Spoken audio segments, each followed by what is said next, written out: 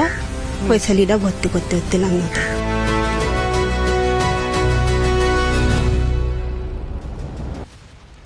बिहार के बाद एसआईआर का दूसरा चरण चल रहा है। यूपी, पश्चिम बंगाल, मध्य प्रदेश समेत 12 राज्यों में एसआईआर का काम जारी। लेकिन बवाल सिर्फ बंगाल और उत्तर प्रदेश में मचा। दरअसल उत्तर प्रदेश में एसआईआर यानी कि स्पेशल इंटेंसिव रिवीजन पर सियासत तेज हो गई है। अखिलेश यादव ने एसआईआर का समय बढ़ाने की मांग की। अखिलेश ने कहा कि उत्तर प्रदेश में अधिकारी किसी और के कंट्रोल में है। समझ लीजिए कि अधिकारी क्या करेंगे। अखिलेश यादव आरोप लगा रहे हैं कि हर विधानसभा में 50,000 वोट काटने की साजिश चल रही है। इस साजिश को नाकाम करने के लिए समाजवादी पार्टी तैयार है। अखिलेश यादव के एसआईआर वाले बयान पर उत्तर प्रदेश के उप मुख्यमंत्री ब्रजेश पाठक ने कहा कि एक ट्रांसपेरेंट लिस्ट होनी चाहिए जो हर नागरिक की ड्यूटी है और इलेक्शन कमीशन उसी दिशा में काम कर रहा है। बीजेपी को पता है कि कब शादियां ज्यादा होती हैं, उसी समय ऐसा करा रहे हैं। इस समय वो हैं, सब बारातें शादियों में हैं। बताइए कितनी बारातें शादियां हैं, कार्ड हम देंगे इतने कार्ड आते हैं हमें। और इसी समय जानबूझ के किया जिससे कि यूपी में वोट कट जाए। तो हमारी मांग ये है कि एसओपी के साथ साथ एसआईआर के लिए समय बढ़ाया जाए कि यूपी सबसे बड़ी स्टेट है, सबसे इंपॉर्टेंट स्टेट है, पॉलिटिकल इंपॉर्टेंट स्टेट है।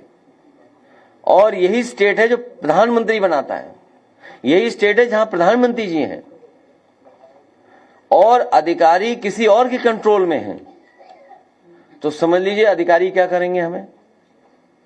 इसलिए हमारी मांग है कि एसआईआर का समय उत्तर प्रदेश में और बढ़ाया जाए। अभी चुनाव को समय है, बहुत दूर है चुनाव अभी। कोई दिक्कत नहीं है, सब पारदर्शितापूर्ण सूची बने, ये हर नागरिक का दायित्व है, कर्तव्य भी है और भारत निर्वाचन आयोग उसी दिशा में काम कर रहा है। मांग कर रहे हैं अखिलेश कर रहे हैं, ये निर्वाचन आयोग का मामला है। अब एक तरफ उत्तर प्रदेश में अखिलेश यादव ने एसआईआर के खिलाफ मोर्चा खोल रखा है, तो दूसरी तरफ बंगाल में ममता बनर्जी, दीदी और चुनाव आयोग के बीच जंग छिड़ी हुई। लेकिन एसआईआर के डर से घुसपैठिए भाग रहे हैं। बॉर्डर पर अवैध तरीके से रहने वाले बांग्लादेशियों का तांता लगा हुआ है। तस्वीरें आपको दिखाते हैं हमारी सपोर्ट में।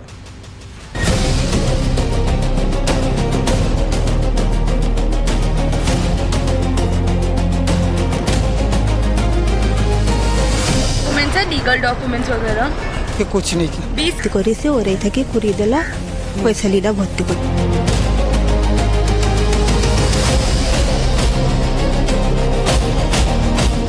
हम इस देश में से एक एक घुसपैठिए को चुन चुन कर बाहर निकालेंगे, ये हमारा प्रण। ये कोई रेलवे स्टेशन नहीं, ना ही कोई बस स्टेशन, ये पश्चिम बंगाल से सटा बांग्लादेश बॉर्डर है, जहां इन दिनों उल्टे पांव भागने वाले बांग्लादेशियों की भीड़ लगी हुई है। बंगाल में बरसों से रह रहे अवैध बांग्लादेशियों में भागम भाग मची हुई है। जो सालों से चोरी छिपे भारत में रह रहे थे, अब दिन दहाड़े भागते नजर आ रहे हैं। कोई 1 साल से रह रहा था तो कोई 2 साल से, कई तो ऐसे हैं जिन्हें दशक हो गए। दादा आप कब आए हो? करीब 20 साल पहले। 20 साल पहले इधर कैसे आए हो? कैसे मतलब मेरे पापा और मम्मी के साथ आए थे, तब मैं बहुत छोटा था। मेरे आंखों में प्रॉब्लम है, तो उनको किसी ने कहा था कि इंडिया में आके डॉक्टर दिखाने से ठीक हो जाएगा। हाँ। इसलिए मुझे लेकर आए थे। उसके बाद फिर जा नहीं सके यहाँ। क्यों नहीं जा सके? क्योंकि हम इनलीगल तरीके से आए थे, इसलिए जा नहीं पाए। तो इलीगल तरीके से आए थे, इधर कोई लीगल पेपर कुछ बनाए थे उसके बाद? नहीं, उसके बाद कुछ बना नहीं पाए थे, क्योंकि कुछ बनाने के लिए तो पुराना कुछ डॉक्यूमेंट्स जो है दिखाना पड़ता है जी। वैसा तो कुछ था नहीं, इसलिए दिखा नहीं पाए। अब ये भी जान लीजिए कि आखिर बंगाल में ऐसा क्या हो गया कि बॉर्डर पार करने वालों की सुनामी आ गई। हर कोई भागना चाहता है, आखिर इस डर के पीछे की वजह क्या है? ये असर है विशेष गहन पुनरीक्षण यानी एसआईआर का। पश्चिम बंगाल में चुनाव से पहले मतदाता सूची के गहन रिवीजन का काम शुरू हो चुका है। इसी का असर है कि अवैध बांग्लादेशियों में भगदड़ मची हुई है।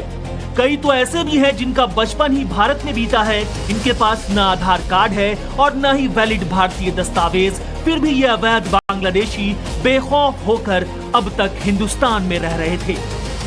तो आप लोग बांग्लादेश से कब आए हो इधर? बहुत दिन आएगा। कितने दिन पहले? 3 बছর होगा। 3 साल हो गया। इधर क्या करते थे? कास कोता है तो अभी क्यों वापस जा रहे हो आप लोग? फिर जाएगा काटमान नहीं करते होता है, भय लगता है, डर लगता है, डर लग रहा है? नीचे जाने भय तो SIR का डर लग रहा है? हाँ। पेपर्स नहीं है ना चोरी के रास्ते से आए थे? आएगा पेट भूख लगेगा पला आएगा अच्छा, तो इधर आने के लिए किसी को पैसा देना हुआ था क्या? ना, काट कोते कोते पालिए। हमको भाड़ा में नहीं था, हम लोग ऐसी झोपड़ी बना के रहता था, ठीक है, अच्छा, फुटपाथ में, तो वही बस। हम लोग का कोई पैसा वैसा कोई नहीं मांगता था कि अब भाड़ा दो कि ये दो कि वो दो, ऐसा नहीं है। अब अभी वापस कैसे जा रहे हो, मतलब क्यों जा रहे हो? जा रहे इसीलिए जो अभी जो मांग रहा वोटर कार्ड 2002 का, तो हम लोग तो यहाँ का है नहीं, हम लोग तो बांग्लादेश का है, तो हम लोग का पास तो है भी नहीं, तो इसीलिए जा रहे। यहाँ थे काम करते थे जो गाड़ी काम, अच्छा, मिस्त्री वाला। हाकिमपुर चेकपोस्ट पर दिन रात लाइन लगी है। महिलाएं हो या पुरुष, बच्चे हो या बूढ़े, इस भीड़ में हर कोई नजर आ रहा है। यह अवैध बांग्लादेशी अपनी मर्जी से नहीं बल्कि कानून के डंडे से डर कर भाग रहे हैं। भारत से 15 दिनों में 1600 से ज्यादा बांग्लादेशी घुसपैठियों को वापस भेजा जा चुका है। BSF बायोमेट्रिक जांच के बाद घुसपैठियों को वापस भेज रही है। हर दिन करीब 200 से 300 बांग्लादेशी घुसपैठिए बॉर्डर पर पहुंच रहे हैं। 3 दिन में भागने की कोशिश में 400 से ज्यादा घुसपैठिए अरेस्ट भी किए गए हैं। इस महीने में अब तक 500 से ज्यादा घुसपैठिए गिरफ्तार किए जा चुके हैं। पश्चिम बंगाल के कई इलाकों में 500 से ज्यादा झुग्गियां खाली हो गई हैं।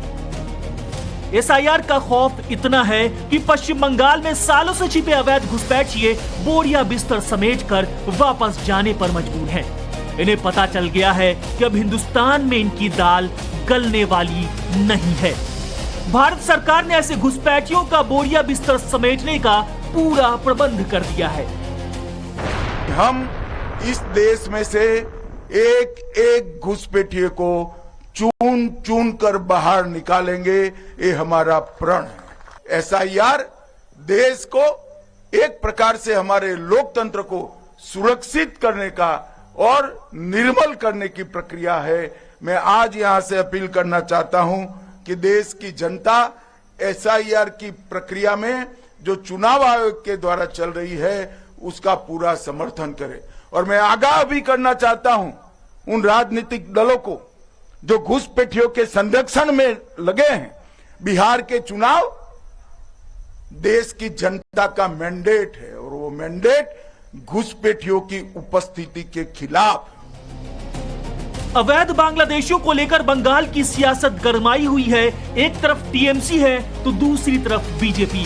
राजनीति अपनी जगह है लेकिन सवाल बेहद गंभीर है। जब अवैध बांग्लादेशी देश की सुरक्षा के लिए खतरा है तो फिर इन्हें वापस भेजने में दिक्कत किसे और क्यों हो रही है?